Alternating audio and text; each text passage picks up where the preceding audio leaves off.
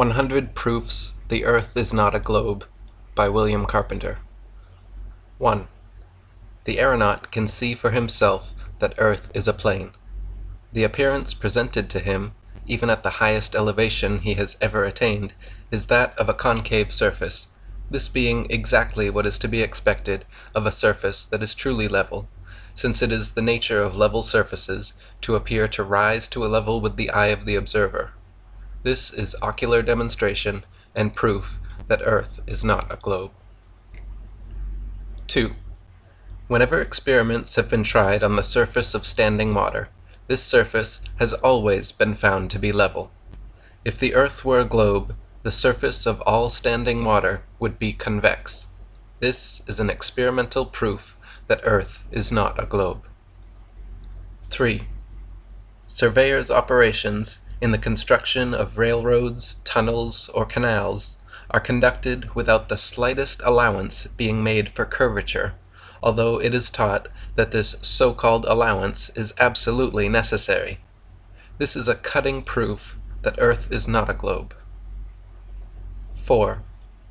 There are rivers that flow for hundreds of miles towards the level of the sea without falling more than a few feet, notably the Nile, which in 1,000 miles falls but a foot.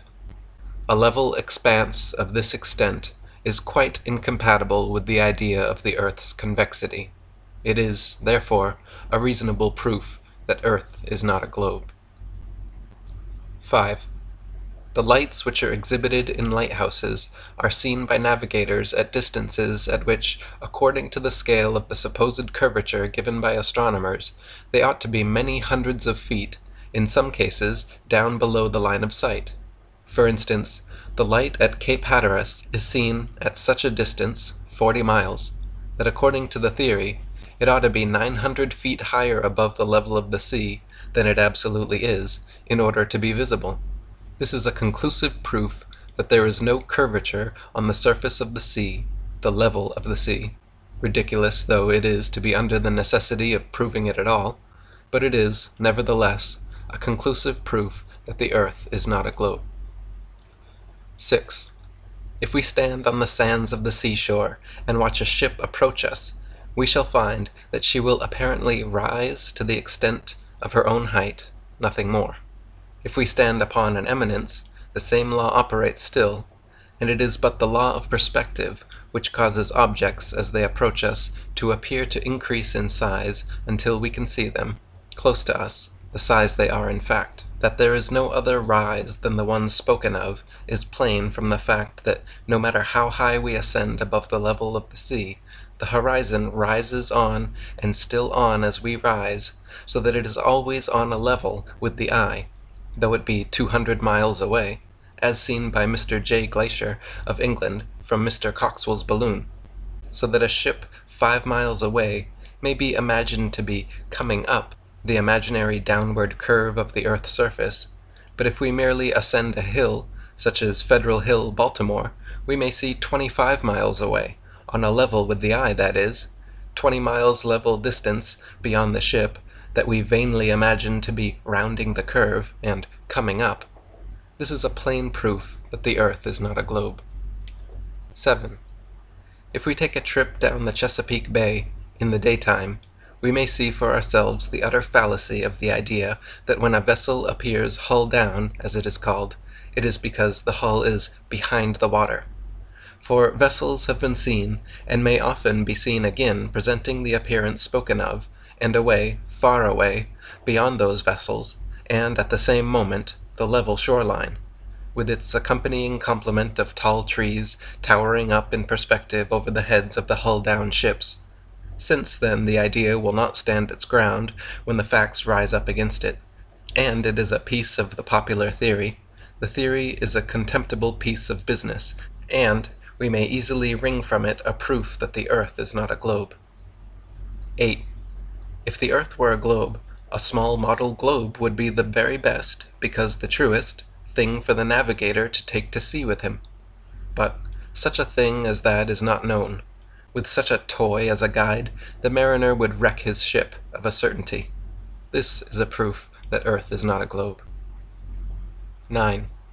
As mariners take to sea with them charts constructed as though the sea were a level surface, however these charts may err as to the true form of this level surface taken as a whole, it is clear, as they find them answer their purpose tolerably well, and only tolerably well, for many ships are wrecked owing to the error of which we speak, that the surface of the sea is as it is taken to be, whether the captain of the ship supposes the earth be a globe or anything else.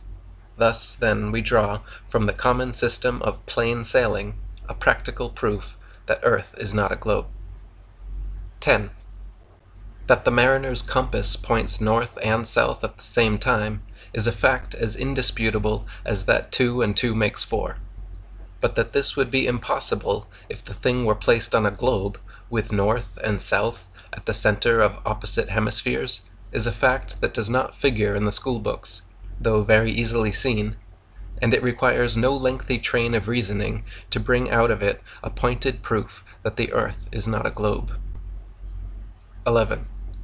As the mariner's compass points north and south at one time, and as the north to which it is attracted is that part of the earth situated where the North Star is in the zenith, it follows that there is no south point or pole, but that while the center is north, a vast circumference must be south in its whole extent.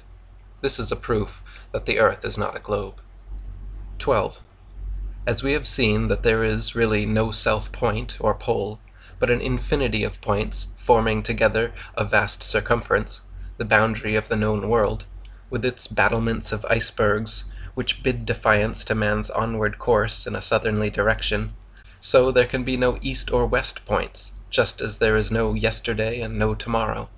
In fact, as there is one point that is fixed, the north, it is impossible for any other point to be fixed likewise. East and west are, therefore, merely directions at right angles with the north and south line, and as the south point of the compass shifts round to all parts of the circular boundary, as it may be carried round the central north, so the directions east and west crossing this line, continued, form a circle at any latitude. A westerly circumnavigation, therefore, is a going round with the North Star continually on the right hand, and an easterly circumnavigation is performed only when the reverse condition of things is maintained, the North Star being on the left hand as the journey is made. These facts, taken together, form a beautiful proof that the earth is not a globe. 13. As the mariner's compass points north and south at one and the same time, and a meridian is a north and south line, it follows that meridians can be no other than straight lines. But since all meridians on a globe are semicircles, it is an incontrovertible proof that the earth is not a globe. 14. Parallels of latitude only, of all imaginary lines on the surface of the earth, are circles, which increase progressively from the northern center to the southern circumference. The mariner's course in the direction of any one of these concentric circles is his longitude, the degree of which increase to such an extent beyond the equator, going southwards, that hundreds of vessels have been wrecked because of the false idea created by the untruthfulness of the charts and the globular theory together, causing the sailor to be continually getting out of his reckoning. With a map of the earth in its true form, all difficulty is done away with, and ships may be conducted anywhere with perfect safety. This, then, is a very important practical proof that the earth is not a globe. 15. The idea that, instead of sailing horizontally round the earth, ships are taken down one side of a globe, then underneath, and are brought up on the other side to get home again, is, except as a mere dream, impossible and absurd. And since there are neither impossibilities nor absurdities in the simple matter of circumnavigation, it stands without argument, a proof that the earth is not a globe. 16. If the earth were a globe, the distance round its surface at, say, 45 degrees south latitude could not possibly be any greater than it is at the same latitude north. But since it is found by navigators to be twice the distance, to say the least of it, or double the distance, it ought to be, according to the globular theory, it is a proof that the earth is not a globe. 17. Human beings require a level surface on which to live, that, in its general character, shall be level. And since the omniscient Creator must have been perfectly acquainted with the requirements of his creatures, it follows that being an all-wise Creator, he has met them thoroughly. This is a theological proof that the earth is not a globe. 18. The best possessions of man are his senses, and when he uses them all, he will not be deceived in his survey of nature. It is only when some one faculty or other is neglected or abused that he is deluded. Every man in full command of his senses knows that a level surface is a flat or horizontal one, but astronomers tell us that the true level is the curved surface of a globe. They know that man requires a level surface on which to live, so they give him one in name which is not one in fact. Since this is the best that astronomers with their theoretical science can do for their fellow creatures, deceive them, it is clear that things are not as they say they are, and in short, it is a proof that Earth is not a globe. 19. Every man in his senses goes the most reasonable way to work to do a thing. Now, astronomers, one after another, following a leader, while they are telling us that Earth is a globe, are cutting off the upper half of this supposititious globe in their books, and in this way forming the level surface on which they describe man as living and moving. Now, if the earth were really a globe, this would be just the most unreasonable and suicidal mode of endeavoring to show it, so that, unless theoretical astronomers are all out of their senses together, it is clearly a proof that the earth is not a globe. 20. The common sense of man tells him, if nothing else told him, that there is an up and a down in nature, even as regards the heavens and the earth, but the theory of modern astronomers necessitates the conclusion that there is not. Therefore, the theory of the astronomers is opposed to common sense, yes, and to inspiration, and this is a common sense proof that the earth is not a globe. 21. Man's experience tells him that he is not constructed like the flies that can live and move upon the ceiling of a room with as much safety as on the floor, and since the modern theory of a planetary earth necessitates a crowd of theories to keep company with it, and one of them is that men are really bound to the earth by a force which fastens them to it like needles round a spherical lodestone, a theory perfectly outrageous and opposed to all human experience, it follows that, unless we can trample upon common sense and ignore the teachings of experience, we have an evident proof that the earth is not a globe. 22. God's truth never requires a falsehood to help it along. Mr. Proctor, in his Lessons, says, men have been able to go round the earth in several directions. Now in this case, the word several will imply more than two, unquestionably, whereas it is utterly impossible to circumnavigate the earth in any other way than an easterly or westerly direction, and the fact is perfectly consistent and clear in its relation to earth as a plane. Now since astronomers would not be so foolish as to damage a good cause by misrepresentation, it is presumptive evidence that their cause is a bad one, and a proof that the earth is not a globe. 23. If astronomical works be searched through and through, there will not be found a single instance of a bold, unhesitating, or manly statement respecting a proof of the earth's rotundity. Proctor speaks of proofs which serve to show that the earth is not flat, and says that man finds reason to think that the earth is not flat, and speaks of certain matters being explained by supposing that the earth is a globe, and says that people have assured themselves that it is a globe. But he says also that there is a most complete proof that the earth is a globe, just as though anything in the world could possibly be wanted but a proof that proves and settles the whole question. This, however, all the money in the United States Treasury would not buy, and, unless the astronomers are all so rich that they don't want the cash, it is a sterling proof that the earth is not a globe. 24. When a man speaks of a most complete thing amongst several other things which claim to be what that thing is, it is evident that they must fall short of something which the most complete thing possesses. And when it is known that the most complete thing is an entire failure, it is plain that the others, all and sundry, are worthless. Proctor's most complete proof that the earth is a globe lies in what he calls the fact that distances from place to place agree with calculation. But since the distance round the earth at 45 degrees south of the equator is twice the distance it would be on a globe, it follows that what the greatest astronomer of the age calls a fact is not a fact, that his most complete proof is a most complete failure, and that he might as well have told us at once that he has no proof to give us at all. Now, since if the earth be a globe there would necessarily be piles of proofs of it all around us, it follows that when astronomers, with all of their ingenuity, are utterly unable to point one out, to say nothing about picking one up, that they give us a proof that Earth is not a globe. 25. The surveyor's plans in relation to the laying of the first Atlantic telegraph cable showed that in 1,665 miles, from Valentia, Ireland to St. John's, Newfoundland, the surface of the Atlantic Ocean is a level surface, not the astronomer's level either. The authoritative drawings published at the time are a standing evidence of the fact and form a practical proof that Earth is not a globe. 26. If the Earth were a globe, it would, if we take Valentia to be the place of departure, curvate downwards in the 1,665 miles across the Atlantic to Newfoundland, according to the astronomer's own tables, more than 300 miles. But as the surface of the Atlantic does not do so, the fact of its levelness having been clearly demonstrated by telegraph cable surveyors, it follows that we have a grand proof that Earth is not a globe. 27.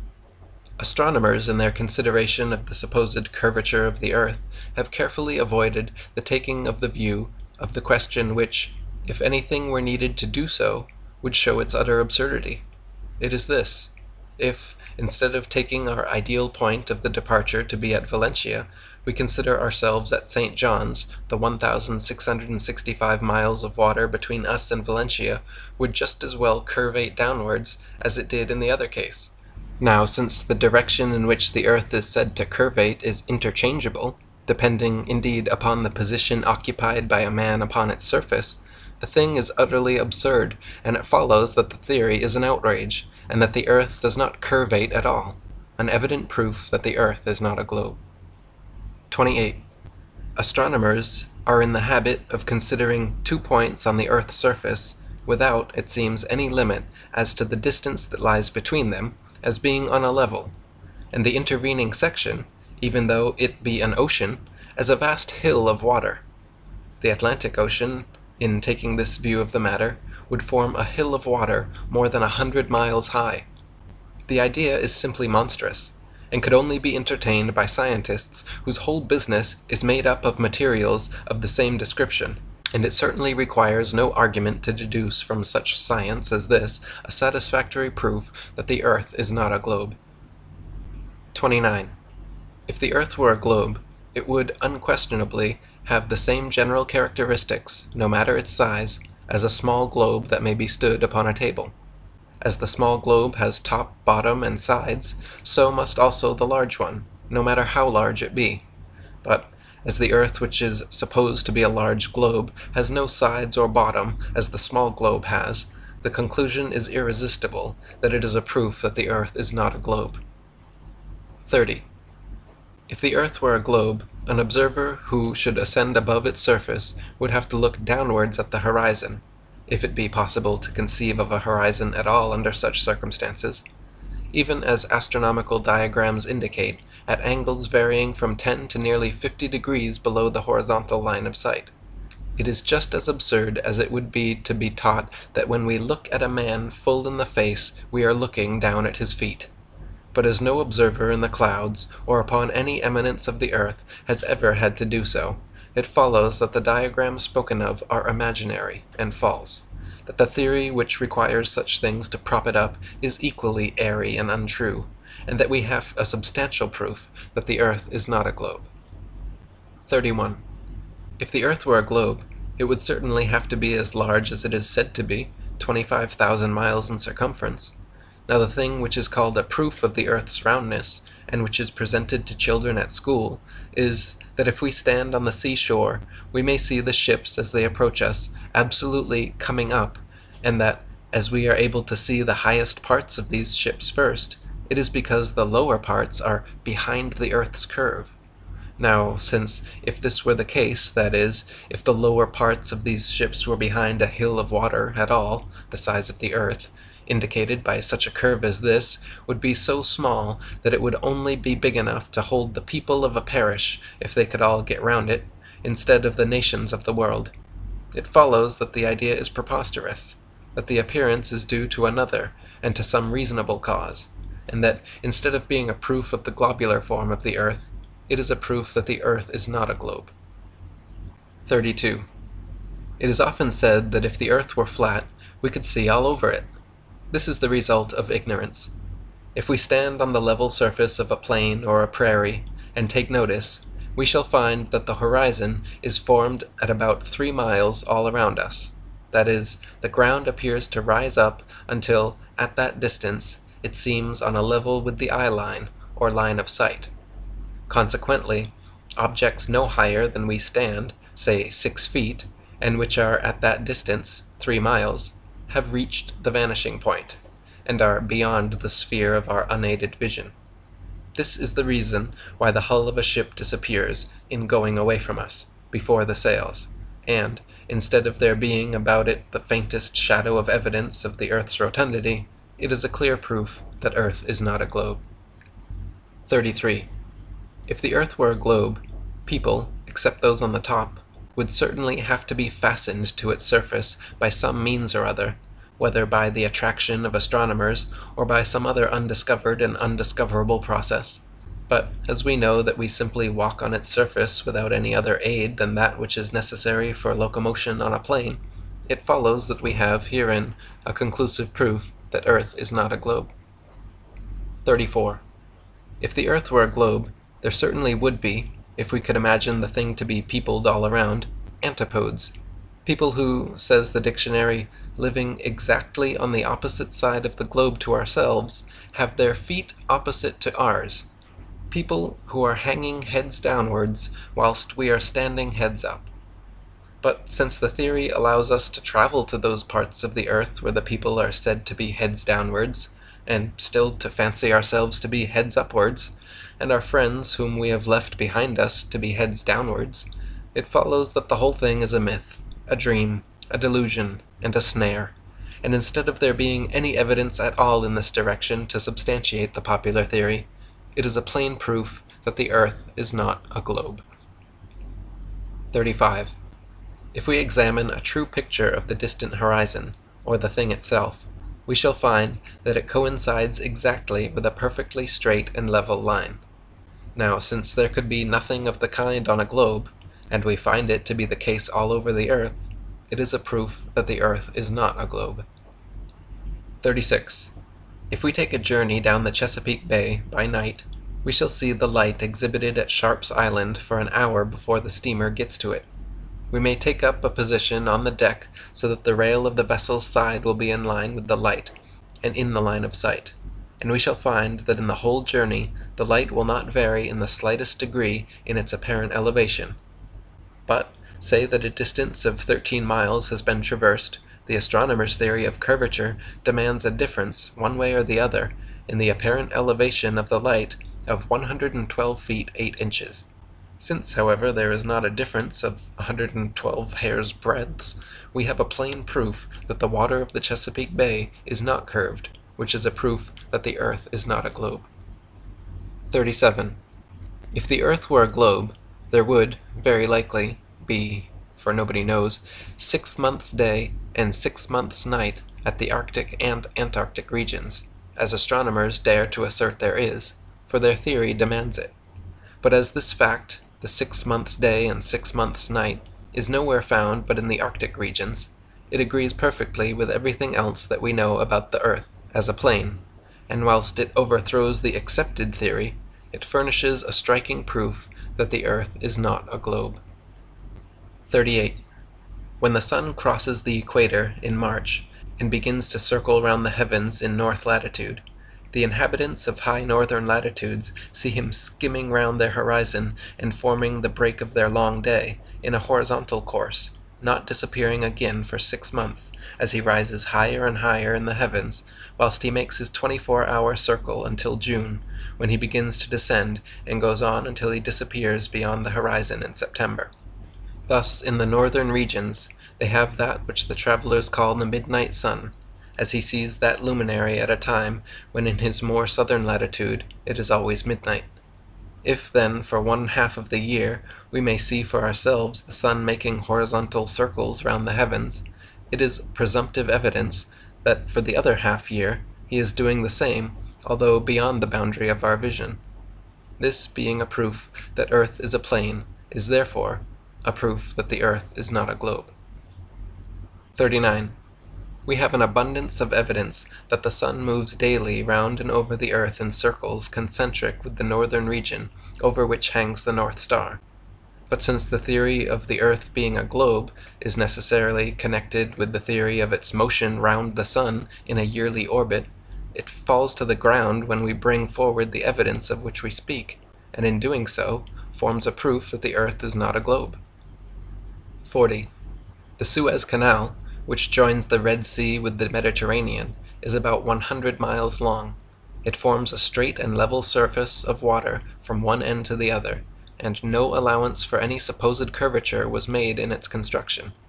It is a clear proof that the earth is not a globe. 41. When astronomers assert that it is necessary to make allowance for curvature in canal construction, it is, of course, in order that in their idea a level cutting may be had for the water. How flagrantly, then, do they contradict themselves when they say that the curved surface of earth is a true level? What more can they want for a canal than a true level? Since they contradict themselves in such an elementary point as this, it is an evidence that the whole thing is a delusion, and we have a proof that the earth is not a globe. 42. It is certain that the theory of the earth's rotundity and that of its mobility must stand or fall together. A proof, then, of its immobility is virtually a proof of its non-rotundity. Now, that the earth does not move, either on an axis or in an orbit round the sun, or anything else, is easily proven. If the earth went through space at the rate of 1100 miles in a minute of time, as astronomers teach us, in a particular direction, there would unquestionably be a difference in the result of firing off a projectile in that direction and in a direction the opposite of that one. But as, in fact, there is not the slightest difference in any such case, it is clear that any alleged motion of the earth is disproved, and that, therefore, we have a proof that the earth is not a globe. 43. The circumstances which attend bodies which are caused merely to fall from a great height prove nothing as to the motion or stability of the earth, since the object, if it be on a thing that is in motion, will participate in that motion. But if an object be thrown upwards from a body at rest, and again from a body in motion, the circumstances attending its descent will be very different. In the former case, it will fall, if thrown vertically upwards, at the place from whence it was projected. In the latter case, it will fall behind. The moving body from which it is thrown will leave it in the rear. Now fix a gun, muzzle upwards, accurately in the ground, fire off a projectile, and it will fall by the gun. If the earth traveled 1100 miles a minute, the projectile would fall behind the gun, in the opposite direction to that of the supposed motion. Since then this is not the case, in fact, the earth's fancied motion is negatived, and we have a proof that the earth is not a globe. 44. It is in evidence that if a projectile be fired from a rapidly moving body in an opposite direction to that in which the body is going, it will fall short of the distance at which it would reach the ground if fired in the direction of motion. Now, since the earth is said to move at the rate of 19 miles in a second of time, from west to east, it would make all the difference imaginable if the gun were fired in an opposite direction. But, as in practice, there is not the slightest difference whichever way the thing may be done. We have a forcible overthrow of all fancies relative to the motion of the earth, and a striking proof that the earth is not a globe. 45. The Astronomer Royal of England, George B. Airy, in his celebrated work on astronomy, the Ipswich Lectures, says, "Jupiter is a large planet that turns on his axis. And why do not we turn? Of course, the common sense reply is, because the Earth is not a planet. When, therefore, an astronomer royal puts words in our mouth, wherewith we may overthrow the supposed planetary nature of the Earth, we have not far to go to pick up a proof that Earth is not a globe. 46. It has been shown that an easterly or westerly motion is necessarily a circular course round the central north. The only north point, or center of motion of the heavenly bodies known to man, is that formed by the North Star, which is over the central portion of the outstretched earth. When, therefore, astronomers tell us of a planet taking a westerly course round the sun, the thing is as meaningless to them as it is to us, unless they make the sun the northern center of motion, which they cannot do. Since, then, the motion which they tell us the planets have is, on the face of it, absurd, and since, as a matter of fact, the earth can have no absurd motion at all, it is clear that it cannot be what astronomers say it is, a planet. And if not a planet, it is a proof that Earth is not a globe. 47. In consequence of the fact being so plainly seen by everyone who visits the seashore, that the line of the horizon is a perfectly straight line, it becomes impossible for astronomers, when they attempt to convey, pictorially, an idea of the Earth's convexity, to do so with even a shadow of consistency, for they dare not represent the horizon as a curved line, so well known is it that it is a straight one. The greatest astronomer of the age, in page 15 of his Lessons, gives an illustration of a ship sailing away, as though she were rounding the top of a great hill of water, and there, of a truth, is the straight and level line of the horizon, clear along the top of the hill, from one side of the picture to the other.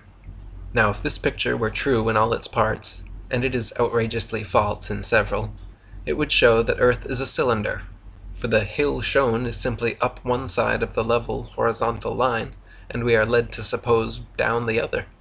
Since, then, we have such high authority as Professor Richard A. Proctor that the Earth is a cylinder, it is certainly a proof that the Earth is not a globe. 48. In Mr. Proctor's Lessons in Astronomy, page 15, a ship is represented as sailing away from the observer, and it is given in 5 positions or distances away on its journey. Now, in its first position, its mast appears above the horizon, and consequently higher than the observer's line of vision. But in its second and third positions, representing the ship as further and further away, it is drawn higher and still higher up above the line of the horizon. Now, it is utterly impossible for a ship to sail away from an observer under the conditions indicated, and to appear as given in the picture. Consequently, the picture is a misrepresentation, a fraud, and a disgrace. A ship starting to sail away from an observer with her masts above his line of sight would appear, indisputably, to go down and still lower down towards the horizon line, and could not possibly appear to anyone with his vision undistorted as going in any other direction, curved or straight. Since, then, the design of the astronomer-artist is to show the Earth to be a globe, and the points in the picture which would only prove the Earth to be cylindrical, if true, are not true, it follows that the astronomer-artist fails to prove pictorially either that the Earth is a globe or a cylinder, and that we have, therefore, a reasonable proof that the Earth is not a globe. 49. It's a well-known fact that clouds are continually seen moving in all manner of directions, yes, and frequently in different directions at the same time, from west to east being as frequent a direction as any other. Now, if the Earth were a globe, revolving through space from west to east at the rate of 19 miles in a second, the clouds appearing to us to move towards the east would have to move quicker than 19 miles in a second to be thus seen, whilst those which appear to be moving in the opposite direction would have no necessity to be moving at all, since the motion of the Earth would be more than sufficient to cause the appearance. But it only takes a little common sense to show us that it is the clouds that move just as they appear to do, and that, therefore, the Earth is motionless. We have, then, a proof that the Earth is not a globe. 50. We read in the inspired book, or collection of books, called the Bible, nothing at all about the Earth being a globe or a planet, from beginning to end, but hundreds of allusions there are in its pages which could not be made if the Earth were a globe, and which are therefore said by the astronomer to be absurd and contrary to what he knows to be true. This is the groundwork of modern infidelity. But since every one of many, many allusions to the earth and the heavenly bodies in the Scriptures can be demonstrated to be absolutely true to nature, and we read of the earth being stretched out above the waters, as standing in the water and out of the water, of its being established that it cannot be moved, we have a store from which to take all the proofs we need, but we will just put down one proof, the scriptural proof, that the earth is not a globe. 51. A standing order exists in the English Houses of Parliament that in the cutting of canals the datum line employed shall be a horizontal line which shall be the same throughout the whole length of the work. Now if the earth were a globe, this order could not be carried out, but it is carried out. Therefore, it is a proof that the earth is not a globe. 52. It is a well-known and indisputable fact that there are a far greater accumulation of ice south of the equator than is to be found at an equal latitude north, and it is said that at Kerguelen, 50 degrees south, 18 kinds of plants exist, whilst in Iceland, 15 degrees nearer the northern center, there are 870 species, and indeed all the facts in the case show that the sun's power is less intense at places in the southern region than it is in corresponding latitudes north. Now, on the Newtonian hypothesis, all this is inexplicable, whilst it is strictly in accordance with the facts brought to light by the carrying out of the principles involved in the zetetic philosophy of parallax. This is a proof that the earth is not a globe. 53. Every year the sun is as long south of the equator as he is north, and if the earth were not stretched out as it is, in fact, but turned under, as the Newtonian theory suggests, it would certainly get as intensive a share of the sun's rays south as north. But the southern region, being in consequence of the fact stated, far more extensive than the region north, the sun, having to complete his journey round every 24 hours, travels quicker as he goes further south, from September to December, and his influence has less time in which to accumulate at any given point. Since, then, the facts could not be as they are if the earth were a globe, it is a proof that the earth is not a globe. 54. The aeronaut is able to start in his balloon and remain for hours in the air at an elevation of several miles, and come down again in the same country or parish from which he ascended. Now, unless the earth dragged the balloon along with it in its 19 miles a second motion, it must be left far behind in space. But since balloons have never been known thus to be left, it is a proof that the earth does not move, and therefore a proof that the earth is not a globe. 55. The Newtonian theory of astronomy requires that the moon borrow her light from the sun. Now, since the sun's rays are hot, and the moon's light sends with it no heat at all, it follows that the sun and moon are two great lights, as we somewhere read, that the Newtonian theory is a mistake, and that therefore we have a proof that the earth is not a globe. 56. The sun and moon may often be seen high in the heavens at the same time, the sun rising in the east and the moon setting in the west, the sun's light positively putting the moon's light out by sheer contrast. If the accepted Newtonian theory were correct, and the moon had her light from the sun, she ought to be getting more of it when face to face with that luminary. If it were possible for a sphere to act as a reflector all over its face. But as the moon's light pales before the rising sun, it is a proof that the theory fails, and this gives us a proof that the earth is not a globe. 57. The Newtonian hypothesis involves the necessity of the sun, in the case of a lunar eclipse, being on the opposite side of a globular earth to cast its shadow on the moon. But since eclipses of the moon have taken place with both the sun and the moon above the horizon, it follows that it cannot be the shadow of the earth that eclipses the moon, that the theory is a blunder, and that it is nothing less than a proof that the earth is not a globe. 58. Astronomers have never agreed amongst themselves about a rotating moon revolving round a rotating and revolving earth. This earth, moon, planets, and their satellites, all at the same time dashing through space around the rotating and revolving sun towards the constellation Hercules at the rate of 4 millions of miles a day. And they never will. Agreement is impossible. With the earth, a plane and without motion, the whole thing is clear, and if a straw will show which way the wind blows, This may be taken as a pretty strong proof that the Earth is not a globe. 59. Mr. Proctor says, "The sun is so far off that even moving from one side of the earth to the other does not cause him to be seen in a different direction. At least the difference is too small to be measured." Now, since we know that north of the equator, say 45 degrees, we see the sun at midday to the south, and that at the same distance south of the equator we see the sun at midday to the north, our very shadows on the ground cry aloud against the delusion of the day and give us a proof that Earth is not a globe. 60. There is no problem more important to the astronomer than that of the sun's distance from the earth. Every change in the estimate changes everything.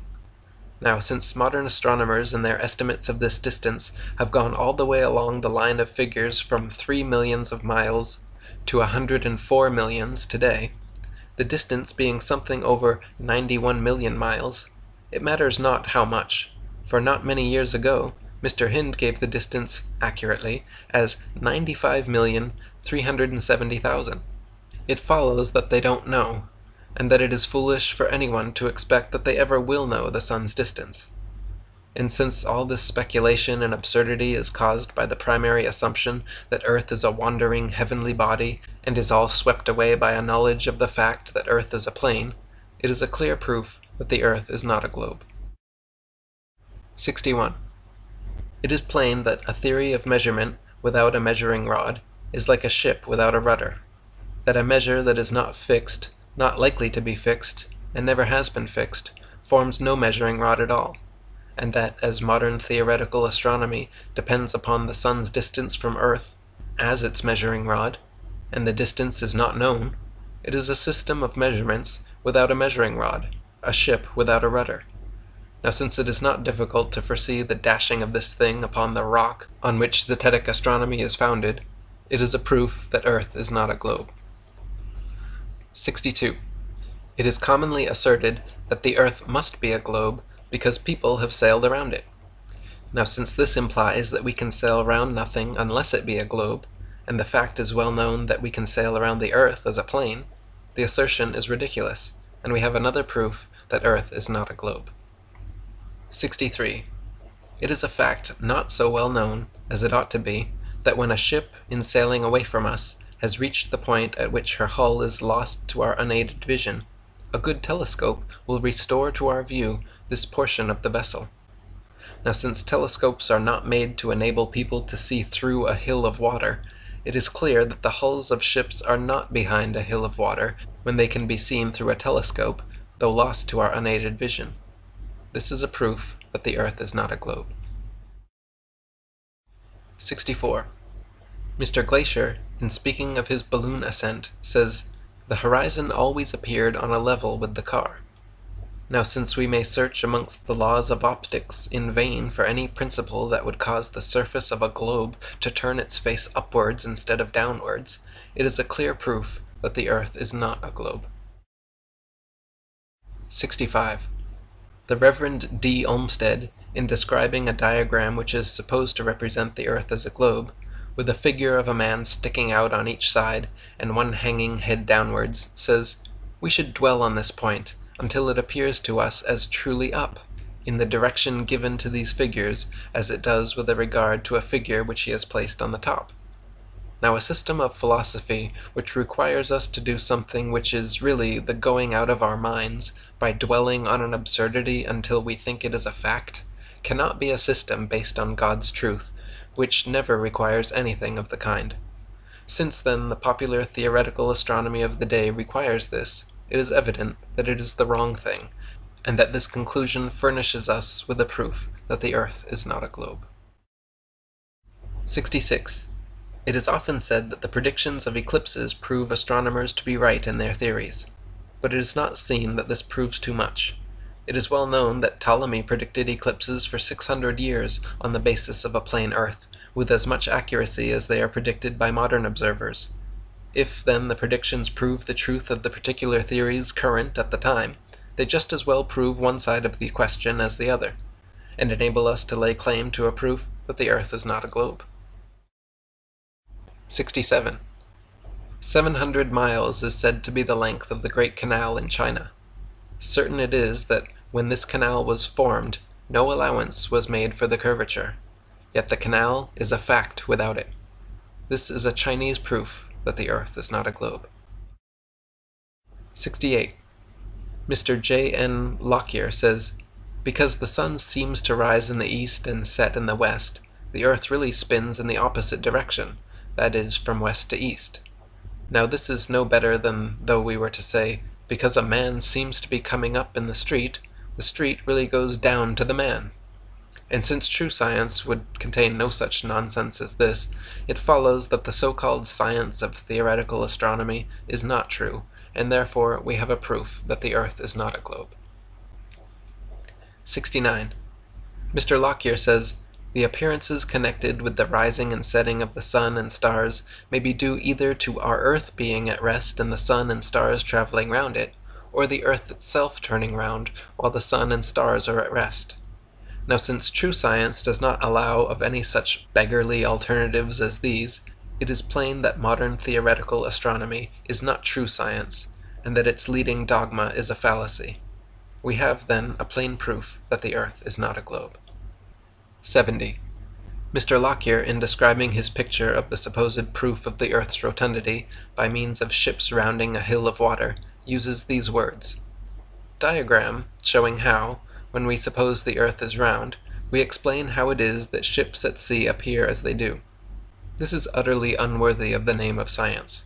A science that begins by supposing, and ends by explaining the supposition, is from beginning to end a mere farce.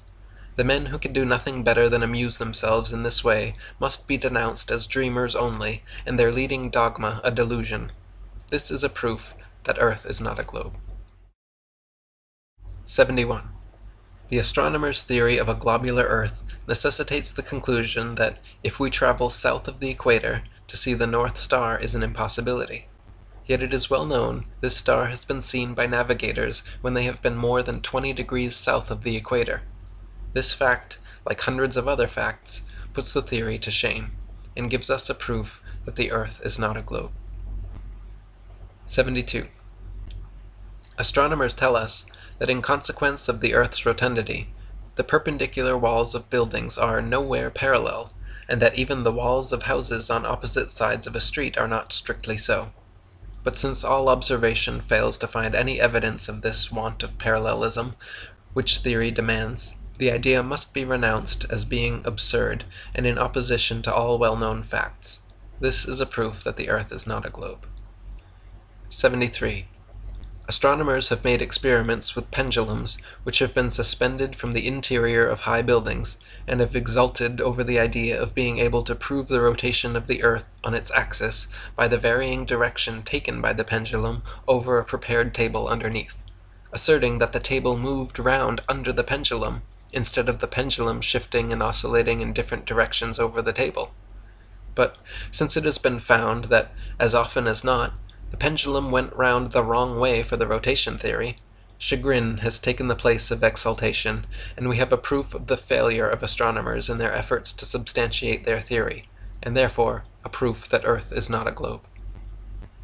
74. As to the supposed motion of the whole solar system in space, the Astronomer Royal of England once said, "The matter is left in a most delightful state of uncertainty, and I shall be very glad if anyone can help us out of it." But since the whole Newtonian scheme is today in a most deplorable state of uncertainty, for whether the moon goes round the earth or the earth round the moon has for years been a matter of raging controversy, it follows that root and branch, the whole thing, is wrong, and all hot from the raging furnace of philosophy frenzy, we find a glowing proof that the earth is not a globe. 75. Considerably more than 1,000,000 Earths would be required to make up a body like the sun, the astronomers tell us, and more than 53,000 suns would be wanted to equal the cubic contents of the star Vega. And Vega is a small star, and there are countless millions of these stars, and it takes 30 million years for the light of some of these stars to reach us at 12 million miles in a minute. And, says Mr. Proctor, I think a moderate estimate of the age of the Earth would be 500 million years. Its weight, says the same individual, is 6 heptillion tons.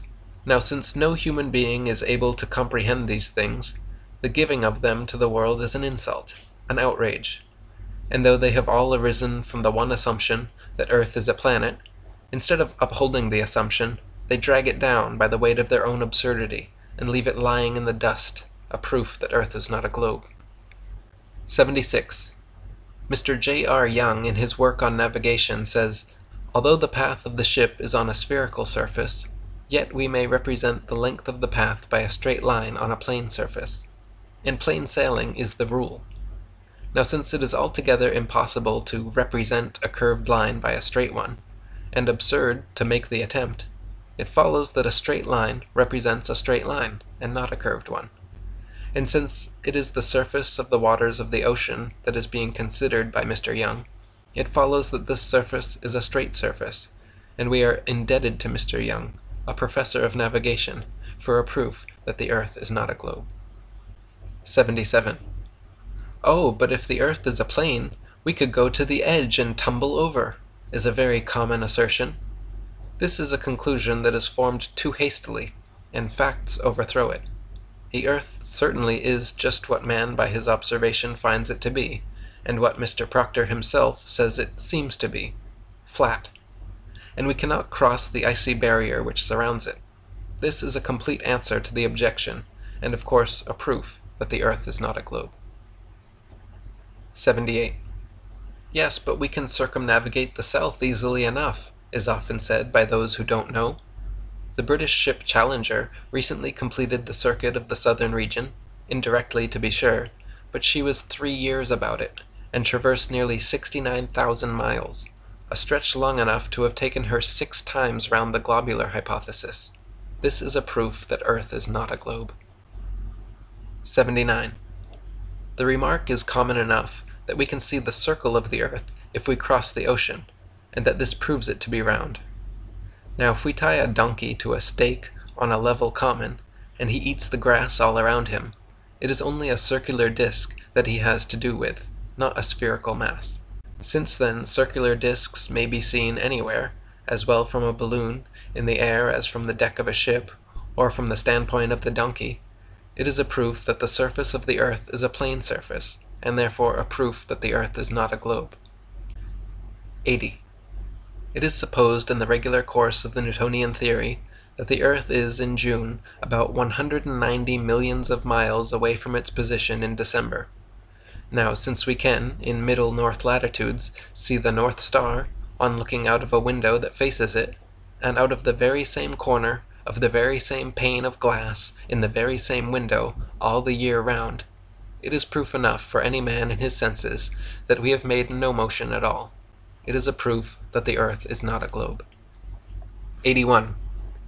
Newtonian philosophers teach us that the moon goes round the Earth from west to east, but observation, man's most certain mode of gaining knowledge, shows us that the moon never ceases to move in the opposite direction, from east to west.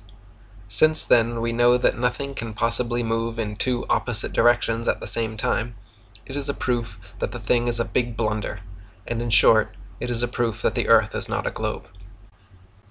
82. Astronomers tell us that the moon goes round the Earth in about 28 days. Well, we may see her making her journey round every day, if we make use of our eyes, and these are about the best things we have to use. The moon falls behind in her daily motion as compared with that of the sun, to the extent of 1 revolution in the time specified. But that is not making a revolution. Failing to go as fast as other bodies go in one direction does not constitute a going round in the opposite one, as the astronomers would have us believe. And since all this absurdity has been rendered necessary for no other purpose than to help other absurdities along, it is clear that the astronomers are on the wrong track, and it needs no long train of reasoning to show that we have a proof that the Earth is not a globe. 83. It has been shown that meridians are necessarily straight lines, and that it is impossible to travel round the Earth in a north or south direction, from which it follows that in the general acceptation of the word degree, the 360th part of a circle, meridians have no degrees, for no one knows anything of a meridian circle or semicircle to be thus divided. But astronomers speak of degrees of latitude in the same sense as those of longitude. This then is done by assuming that to be true which is not true. Zetetic philosophy does not involve this necessity. This proves that the basis of the philosophy is a sound one, and in short, is a proof that the earth is not a globe. 84. If we move away from an elevated object, on or over a plain or a prairie, the height of the object will apparently diminish as we do so. Now, that which is sufficient to produce this effect on a small scale is sufficient on a large one, and traveling away from an elevated object, no matter how high, over a level surface, no matter how far, will cause the appearance in question, the lowering of the object. Our modern theoretical astronomers, however, in the case of the apparent lowering of the North Star as we travel southwards, assert that it is evidence that the earth is globular. But as it is clear that an appearance which is fully accounted for on the basis of known facts cannot be permitted to figure as evidence in favor of that which is only a supposition, it follows that we rightfully order it to stand down, and make way for a proof that the earth is not a globe. 85. There are rivers which flow east, west, north, and south. That is, rivers are flowing in all directions over the earth's surface, and at the same time. Now, if the earth were a globe, some of these rivers would be flowing uphill, and others down, taking it for a fact that there really is an up and down in nature, whatever form she assumes. But since rivers do not flow uphill, and the globular theory requires that they should, it is a proof that the earth is not a globe. 86. If the earth were a globe rolling and dashing through space at the rate of 100 miles in 5 seconds of time, the waters of seas and oceans could not by any known law be kept on its surface.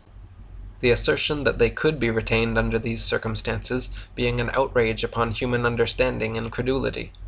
But as the earth, that is, the habitable world of dry land, is found to be standing out of the water and in the water of the mighty deep, whose circumferential boundary is ice, we may throw the statement back into the teeth of those who make it, and flaunt before their faces the flag of reason and common sense, inscribed with a proof that the earth is not a globe.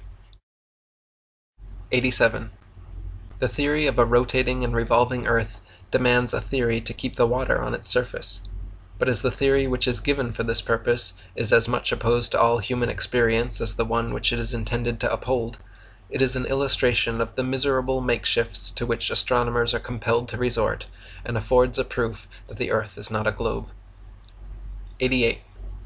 If we could, after our minds had once been opened to the light of truth, conceive of a globular body on the surface of which human beings could exist, the power, no matter by what name it be called, that would hold them on, would then, necessarily, have to be so constraining and cogent that they could not live.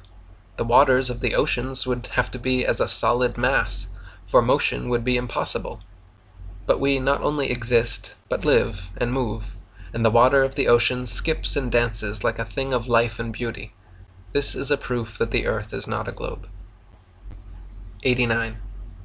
It is well known that the law regulating the apparent decrease in the size of objects as we leave them in the distance, or as they leave us, is very different with luminous bodies from what it is in the case of those which are non-luminous.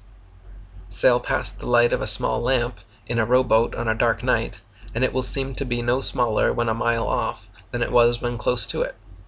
Proctor says, in speaking of the sun, his apparent size does not change, far off or near. And then he forgets the fact. Mr. Proctor tells us subsequently that if the traveler goes so far south that the North Star appears on the horizon, the sun should therefore look much larger, if the earth were a plane. Therefore, he argues, the path followed cannot have been the straight course, but a curved one. Now, since it is nothing but common scientific trickery to bring forward as an objection to stand in the way of a plane earth the non-appearance of a thing which has never been known to appear at all, it follows that, unless that which appears to be trickery were an accident, it was the only course open to the objector, to trick. Mr. Proctor, in a letter to the English Mechanic, for October 20th, 1871, boasts of having turned a recent convert to the Zetetic philosophy by telling him that his arguments were all very good, but that it seems as though, mark the language, the sun ought to look 9 times larger in the summer. And Mr. Proctor concludes thus: he saw, indeed, that in his faith in parallax he had written himself down an ass. Well then, trickery or no trickery on the part of the objector, the objection is a counterfeit, a fraud, no valid objection at all, and it follows that the system which does not purge itself of these things in a rotten system, and the system which its advocates, with Mr. Proctor at their head, would crush if they could find a weapon to use, the zetetic philosophy of parallax, is destined to live. This is a proof that the earth is not a globe. 90. Is water level, or is it not? Was a question once asked of an astronomer. Practically, yes. Theoretically, no, was the reply. Now, when theory does not harmonize with practice, the best thing to do is drop the theory. It is getting too late now to say so much worse for the facts. To drop the theory which supposes a curved surface to standing water is to acknowledge the facts which form the basis of zetetic philosophy, and since this will have to be done, sooner or later, it is a proof that the earth is not a globe. 91. By actual observation, says Schedler in his Book of Nature, we know that the other heavenly bodies are spherical, hence we unhesitatingly assert that the earth is so also. This is a fair sample of all astronomical reasoning. When a thing is classed amongst other things, the likeness between them must first be proven.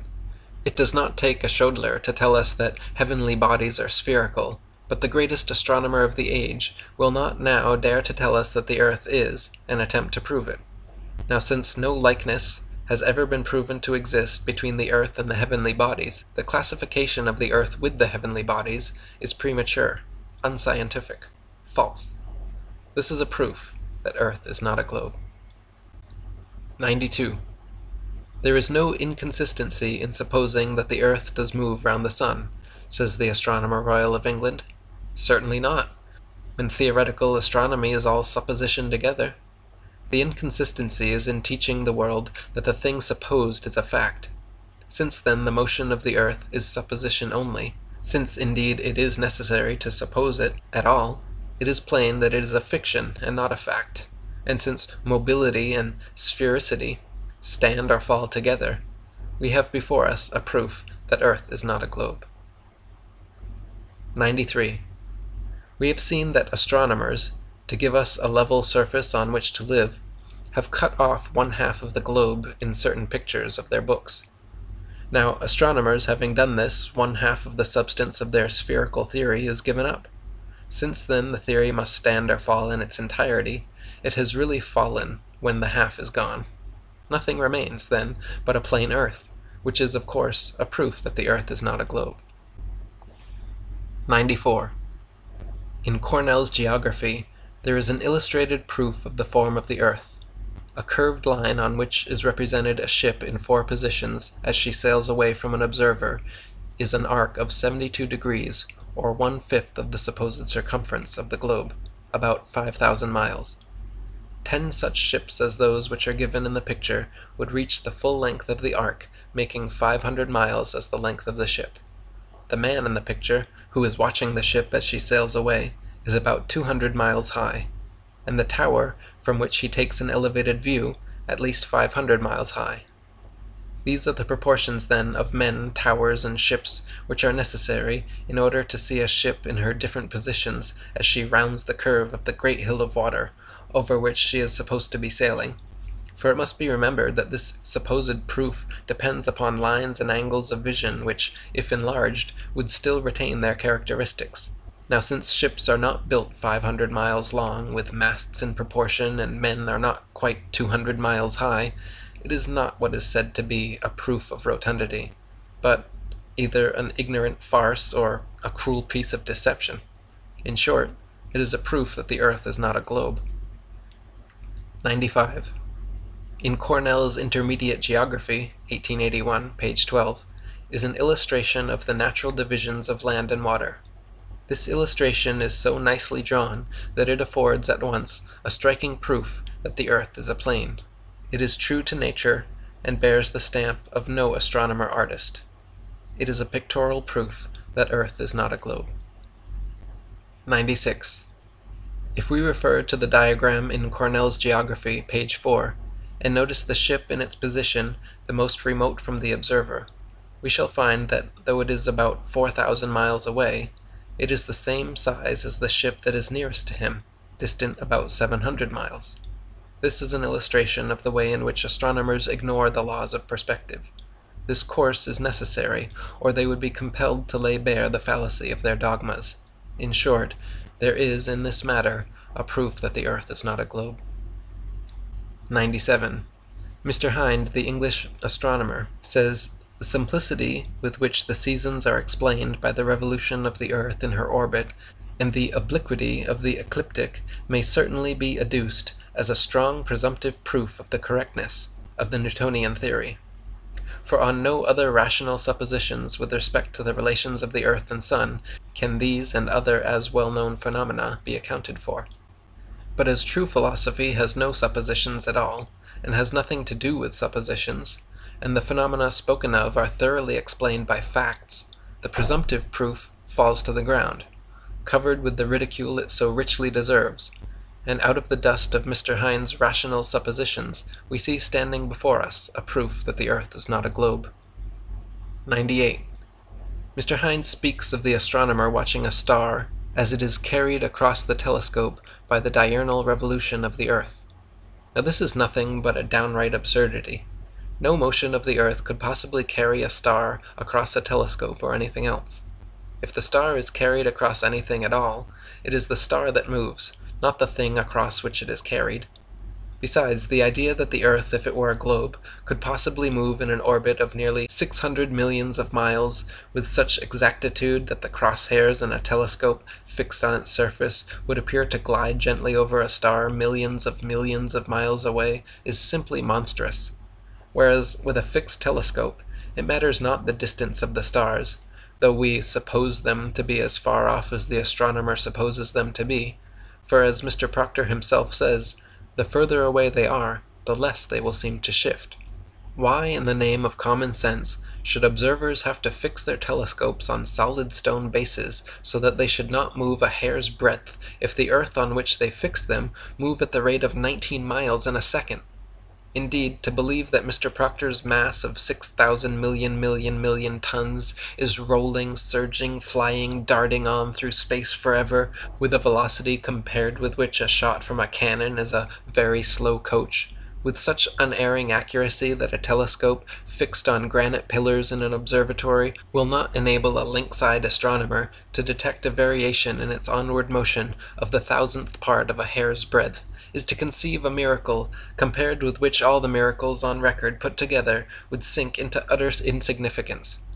Captain R.J. Morrison, the late compiler of Zadkiel's Almanac, says, "We declare that this motion is all mere bosh, and that the arguments which uphold it are, when examined with an eye that seeks for truth only, mere nonsense and childish absurdity."